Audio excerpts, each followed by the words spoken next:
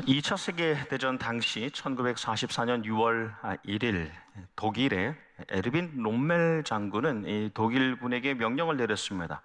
지금 점령하고 있는 이 프랑스 서부 해안의 병력을 강화하라는 것이었어요. 왜냐하면 이 롬멜 장군은 만약에 연합군이 그쪽 해안으로 상륙하게 되면 위태로워지겠구나라는 것을 알고 있었습니다. 그래서 연합군이 해안에 상륙하기 전에 바다에 몰아넣어야 되겠다라고 주장을 해왔어요. 그런데 갑자기 날씨가 악화되면서 짙은 안개가 해안에 덮였습니다. 그러니까 롬멜은 오히려 안심이 되어서 며칠 동안은 괜찮겠구나 싶어서 자기 아내의 생일을 축하하려고 비행기를 타고 베를린으로 날아갔습니다. 그렇게 독일 자택에서 아내의 생일 케이크를 자르고 축하하고 있었던 그 6월 6일, 연합군은 노르망디 해안에 상륙합니다. 드와이트 아이젠하워 장군은 그 6월 6일을 D-Day, 그날 작전 개시일로 삼았죠. 그날을 기점으로 완전히 전세가 바뀌게 되지 않습니까? 하지만 이 나치 독일이 마지막까지 저항하는 것이 너무 거세서 그 후로도 시간이 제법 걸렸습니다. 1년이 지나서 1945년 5월 8일 나치 독일이 항복하고 패망합니다. 그리고 연합군이 최후 승리하게 되는데 그 5월 8일은 V-Day, Victory Day, 승리의 날로 부릅니다. 그래 함께 축하를 하게 되었습니다. 예수님께서 십자가에 죽으신 날이 D-Day라고 한다면 아마 그날의 사탄은 여전히 자기의 승리를 의심하지 않았을 거예요.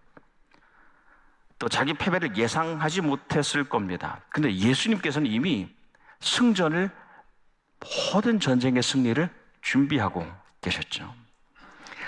그리고 예수님께서 그 죽음의 힘 세력을 완전히 누리시고 다시 살아나신 V-Day, Victory Day, 그날이 바로 오늘 부활절입니다. 예수님께서 십자가에 죽으심으로 모든 것을 마치셨으니, 말씀에 그런즉 누구든지 그리스도 안에 있으면, 다시 살아나신 그분 안에 있으면 새로운 피조물이라. 우리가 예수 그리스도를 믿는 그 믿음으로 살아가면 죄악의 지배 아래, 그 죽음의 공포 아래 살고 있었던 그 옛사람에서 보라, 새 것이 되었도다. 새로운 생명을, 영원한 생명을 이미 경험하며 살아가는 새 사람으로 살아가는 줄 믿습니다. 이게 복음이지요. 예전에는요, 이 부활절이 되기 전날, 이 토요일 많이 바빴습니다. 모두가 바빴어요. 모두가 계란, 요즘 달걀이라고 하는데 그거 사느라고 많이 바빴습니다. 부활절을 맞아서 서로 달걀에 그리고 싸매고 나누고 전하고. 어제도 이 달라스 텍사스에 있는 제 여동생에게 전화를 걸었는데, 오빠 내가 유년부 부장이 됐어. 그래서 계란 사러 가 그러더라고요. 이 달걀에 대한 유래, 6월절 달걀에 대한 이야기들 참 다양합니다. 그 중에 하나가 뭐냐면, 이 초대교회 교인들이 고난주간에 금식하고, 고난주간에 일주일을 그렇게 금식하며 보내다가 부활절이 되었을 때에 가난했던 그들이 달걀을 나눠 먹었다는 겁니다. 여러분, 이 금식하던 이들이 못 먹고 있다가, 배고픈 가운데 있다가 이제 계란을 함께 나눠 먹는다는 거, 아마 금식하신 분도 알겠지만 계란 후라이 얼마나 많이 생각납니까? 생각 안 나세요? 금식할 때? 여러분, 고난에 동참했던 사람들만이 느끼는 기쁨이 있는 겁니다. 아무나 그 기쁨을 느끼는 것이 아닙니다. 여러 이야기들이 있어 왔지만 이 부활절의 달걀은 그래서 새로운 삶, 새로운 생명, 죽을 것 같다가도 다시 살아날 수 있다는 그런 소망, 그것을 상징하는 겁니다. 껍질이라는 오래된 한계를 깨버리고 다시 새로운 생활로 영적인 삶을 시작하게 되는 겁니다.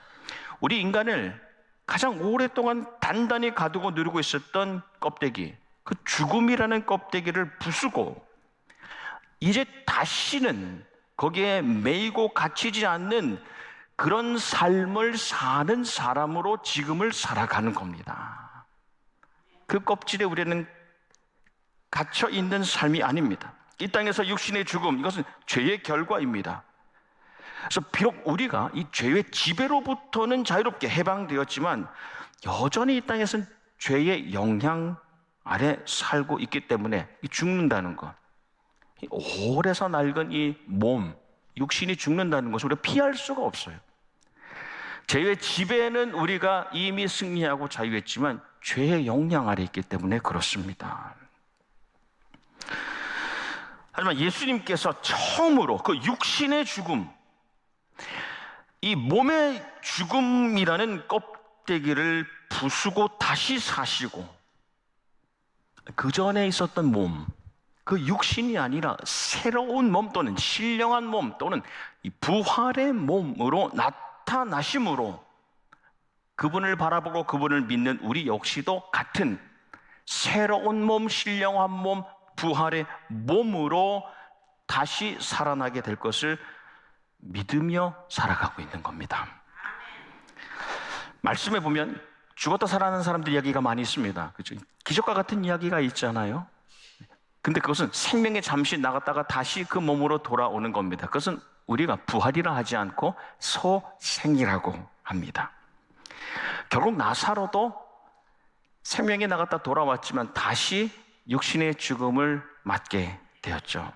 부활이라는 것은 완전한 죽음 후에 다시 새로운 몸을 입고 신령한 몸으로 영원한 생명을 가지고 하나님과 영원히 살아가는 것을 말합니다. 여기까지 여러분, 우리의 머리로는 도저히 이것이 이해되지 않습니다. 그것은 믿음의 영역이에요.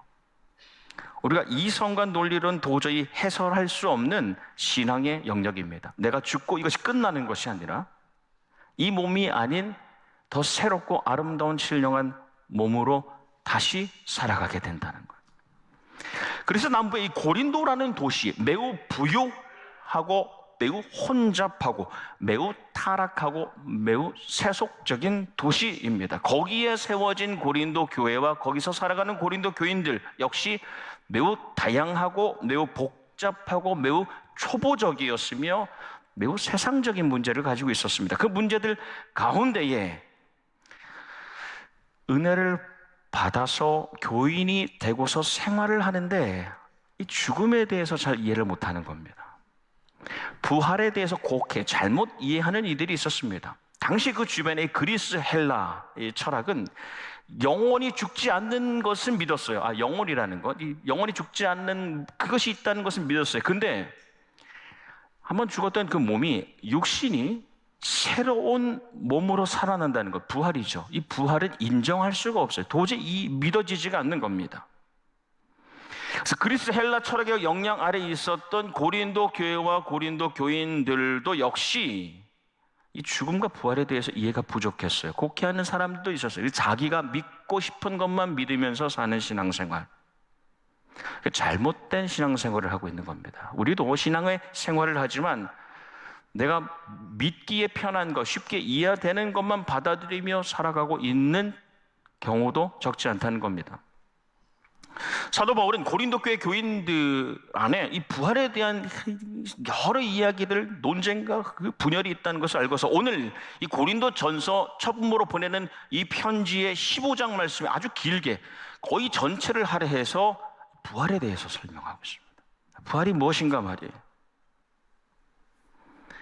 먼저 이렇게 이야기를 시작합니다. 예수님께서 십자가에 죽으시고 예언되었던 것처럼 사후로 3일 만에 실제로 그 전에 몸이 아닌 변화된 가장 아름다운 몸으로, 이 몸이기 때문에 만져지지만 썩어지지 않는, 여러분 만져지는 것은 썩어집니다. 모든 것이 그래요. 하지만 이 새로운 것은 만져지긴 하지만 썩지 않는 새로운 몸으로 다시 살아나신 것, 그것을 베드로도 봤어요. 게바도 보았고 그 12 다른 제자들도 다 보았고 그 외 500여 명의 형제 자매들도 실제로 본 거예요. 그 예수님의 그 새로운 몸을.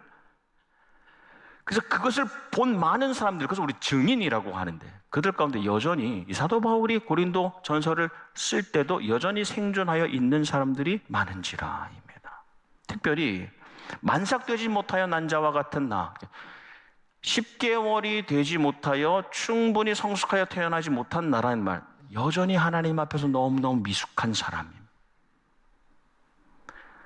나에게도 나타나셔서 그 새로운 신령한 몸을 보여주셨다는 겁니다. 그런데 예수님의 부활을 실제로 봤던, 목격했던 이들도 언젠가는 죽음을 맞고 세상을 떠나게 될 것이죠. 혹 그들이 정말 증인이 와가지고 우리 가운데에 정말 내가 봤다, 내가 신령한 그리고 새로운 가장 아름다운 그 그리스도의 몸을 보았다라고 증언을 해도 이해되는 차원이 아니죠. 이것은 이해할 수 있는 차원이 아닙니다. 이것은 믿는 것입니다. 그 사도 바울은 우리에게 죽음 후에도 이어지는 이 새로운 몸으로 사는 새로운 삶, 이것을 우리는 부활신앙이라고 하죠. 이것을 믿을 것을 권면하고 있는 거예요. 그 17절 말씀에 보면 만약 그리스도께서 다시 살아나신 일이 없으면, 만약 예수님이 죽음 후에 다시 살아나신 그리고 새로운 몸을 입으신 것이 사실도 아니고 진실도 아니라면, 그래서 그게 거짓이고 지어낸 허구라면 너희의 믿음도 헛되고, 그렇죠? 예수님께서 죽음으로부터 우리를 구해내셨다는, 죽음으로부터 우리를 구해내셨다는 그 믿음이 얼마나 헛됩니까? 죽음도 이기지 못한 분이 우리를 죽음으로부터 구원해낸다고요? 말이 안 되죠. 그러니 너희의 믿음도 헛되게 될 것이고 너희가 여전히 죄 가운데 있을 것이며, 그렇다면 여전히 구원이 없는 죄인으로 살아가고 있는 것이지요. 만약 그리스도 안에 우리가 바라는 것이 다만 이 세상의 삶뿐이면 모든 사람 가운데 우리가 더욱 불쌍한 자이리라. 또 우리가 예수님을 믿는다고 하면서 우리가 그냥 죽으면 이 육신의 죽음으로 그냥 끝나버리는 그런 삶을 살고 있다면 우리가 예수님을 전한다는 건 말이에요. 죽음을 이기신 구세주 예수 그리스도의 그 구원을 전하려고 애쓰는 우리는 얼마나 헛일을 하는 것 아닙니까? 그러니까 모든 사람 가운데 그리스도의 사역을 감당하는 사람은 가장 불쌍한 사람들이다 입니다. 근데 반전이 있죠. 20절 말씀에 그러나 이제 그리스도께서 죽은 자 가운데서입니다. 그러나 예수님께서 죽은 자 가운데 이미 사망이 판정된 사람입니다. 여러분, 세상을 떠나면 육신의 이 죽음을 맞으면 의사가 와서 판정하지요. 여러 그렇죠? 기준들이 있습니다. 그 기준에 따라서 이미 사망이 확정된 사람들, 더 이상 가망이 없는 사람들 가운데 다시 살아나셔서 잠자는 자들의 첫 열매가 되셨느니라. 여러분, 여기서 중요한 것은 잠자는 자들입니다. 그전에는 죽은 자들이라고 했는데 이 표현이 바뀐 거예요. 잠자는 자들로. 여러분 생각해 보세요. 다들 죽었어요. 그런데 죽은 줄 알았는데 그 가운데 한 사람이 살아서 일어난다면 다른 사람들은 모두 일어날 수 있는 잠자는 자들이 되는 거죠. 이거보다 어떻게 더 잘 설명합니까? 그래서 죽은 자가 아닌 잠자는 자, 먼저 일어난 자가 있기 때문에 다른 사람들 일어날 수 있는 가능성을 가지고 누워있는 것이 그 죽은 자가 아니라 잠자는 자가 되는 겁니다. 그 잠자는 자의 첫 열매가 돼. 아파르케라는 first fruit입니다. 구약에 많이 나오는 단어입니다. 첫 소산, 첫 열매, 첫 아들, 첫 딸, 첫 자녀. 가장 먼저 얻게 된 열매, 그것은 내 것이 아니라 하나님의 것이에요. 왜냐하면 그에 이어지는 모든 열매를 대표하는 것이고 또 모든 열매를 포함하는 것이기 때문에 그렇습니다. 우리가 하나님께 드릴 때 가장 처음 것을 소중하게 간직했다 드리는 것은 그것이 모든 것들의 최고로 좋은 것일 뿐 아니라 모든 것을 포함하는 것이기 때문에 그렇습니다. 예수님께서 첫 열매가 되신다는 것, 이후로 계속하여 맺히게 될 열매, 이 부활의 열매에 대하여 예수 그리스도 가장 먼저 보여주신 상징성과 가능성을 그 안에 담고 계시다는 것이죠. 첫 열매를 통하여서 그 다음에 이어지는 열매를 보게 됩니다. 예전에 한번 나눴습니다만 제가 예전에 거하던 곳에 무화과 나무가 있었어요. 얼마나 단지요. 매년 잼을 만들었으면 나눠드리기도 했는데 처음 열매가 딱 맺히잖아요. 처음에 초록색이거든요. 그러면 딱 잼이 생각나죠. 처음 열매가 맺혔지만 거기 얼마나 많은 열매가 맺힐지에 대해서 기대하게 됩니다. 그리고 그것의 유익까지 우리는 나아가서 생각하게 됩니다. 그것이 첫 열매의 의미예요. 여러분, 닭이 알을 낳지요. 일주일에 몇 개를 낳나? 시골에 사셨던 분들은 잘 아시겠습니다만 5개에서 7개 정도 낳는데요. 그냥 일주일에 6개 낳는다고 생각을 하면 1년이면 한 300개 정도 알을 낳습니다. 근데 미국인 한 명이 평균 1년에 얼마나 달걀을 먹나 보니까 평균 300개를 먹는데요. 그러니까 여러분 집에 닭 한 마리씩 다 가지고 계신 거예요. 대단한 양입니다. 근데 우리가 보통 이 마트에서 달걀을 사죠. 그 달걀을 사서 먹을 때 여러분 냉장고에 넣어놓고 있는데 거기에서 병아리가 나온다고 생각해 본 적 있으세요? 네. 벌써 웃으시는데 그렇게 생각해 본 적이 없습니다. 제가 실제로 이 AI 한번 물어봤어요. 얼마나 가능성이 있는가? 그러니까 답이 대부분이 무정란이라는 거죠. 수정이 되지 않은 거예요. 근데 혹 수정란이 있다고 해도 유통 과정에서 여기까지 오는데 냉장 보관을 하기 때문에 그 확률은 0%. 확률이 없다는 거죠. 근데 여러분 만약에 여러분이 사실 이 달걀 12개 들은 그 달걀에서 병아리가 깨어나온다고 생각을 해보세요. 냉장고에서. 저 엄청 놀라시겠죠? 이런 일이 가능하냐? 근데 그 다음에는 다른 달걀을 볼 때 어떠시겠어요? 기대도 생기겠죠? 그리고 난 다음에는 아마도 이 최상의 상태를, 이 온도를, 습도를 만들어서 부화되게 할 것 같아요. 다른 병아리 더 나오나. 그런데 여러분, 한 팩 12개가 아니라 300개, 3,000개, 3만 개, 3억 개, 300억 개 가운데에 한 생명이라도 거기에서 그 껍질을 깨고 나온다면 우리의 의심은 믿음으로, 확신으로 변하게 되는 거죠. 우리의 무관심은 기대감으로 변하게 되는 겁니다. 그리고 우리의 생활도 그걸로 인하여 변하게 되는 겁니다. 이것이 첫 부활, 다음에 이어질 새로운 생명의 그 잠재성을 보여준 첫 부활의 능력, 첫 부활의 의미입니다.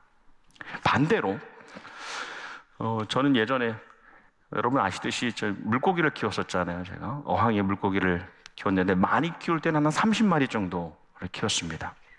매일 밤낮으로 먹이를 줍니다.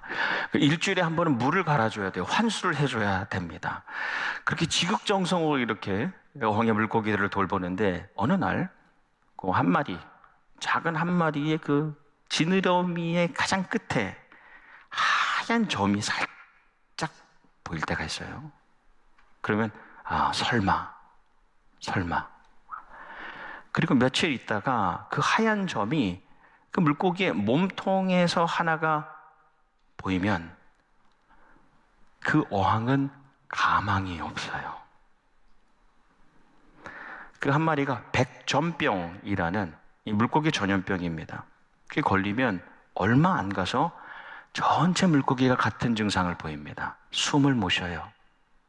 움직임이 천천히 느려집니다. 그리고 다 죽어요. 그러면 어항을 갈아엎을 수밖에 없어요. 한 마리. 근데 제가 이후에 이 치료법을 알게 됐어요. 일단 병이 생기면 온도를 좀 높이라고 하더라고요. 그리고 산소를 더 많이 공급해 주라고. 무엇보다 전용 약물을 팔아요. 그것을 투여해서 환경을 바꿉니다.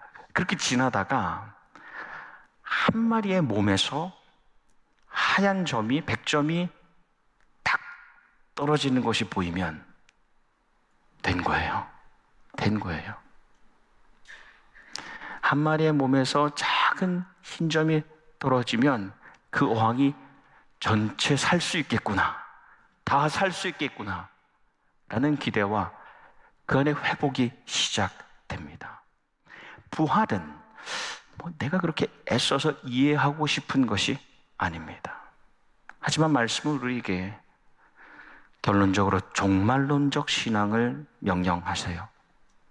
종말론적 신앙, 매일 죽음을 두려움 없이 바라보는, 직시하는 신앙입니다.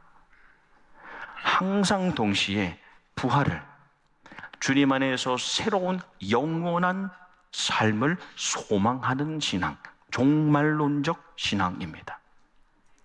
그래서 부활을 아는 우리는, 부활을 믿는 우리는 매 순간 예수님 안에서 죽고 매 순간 예수님과 함께 살아납니다. 그래서 C.S. 루이스는 그의 명저 Mere Christianity, 순전한 기독교에서 한 문장으로 그리스도의 부활은, 예수님의 다시 사신 일은 단지 한 번 일어난 사건이 아니라 지금도 매일 일어나야 할 사건이다입니다. 말씀을 맺습니다. 예수님의 D-Day, 십자가 날, 그리고 예수님의 V-Day, 부활하신 그 승리의 날, 그래서 우리에게 다 보여주셨어요. 우리는 이미 already 십자가를 만난 십자가의 사람으로 오늘을 살고 있습니다. 하지만 아직 난 옛 최후 그 승리의 부활의 날을 우리는 고대하며 살아갑니다. 예수님의 초림과 재림 그 사이, 우리에게는 D-Day와 V-Day의 사이, 그날과 다가올 부활의 날 사이에 사는 우리, 주님과 함께 새로운 몸으로 살아갈 새로운 삶을 꿈꾸고 죽음을 바로 보고 부활을 믿으며 사는 부활의 사람 되시기를 주님의 이름으로 축원합니다.